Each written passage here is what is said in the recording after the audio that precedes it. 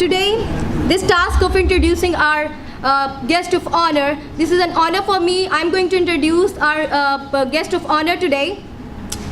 This is a great privilege for me. I know this one is difficult, but the thought she is a woman of simplicity and virtue, I feel elated to introduce her. After all, she is a living inspiration.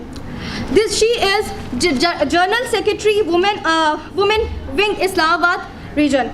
She has always been there for providing her services for PTI, and she will always have an indelible place ever.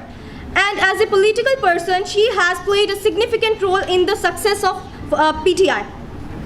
Ma'am, it is an honor and privilege for me to welcome you. This institute is grateful to you, madam, for having kindly accepted our invitation and for sparing of your valuable time to honor us by being our chief guest on this occasion. Thank you.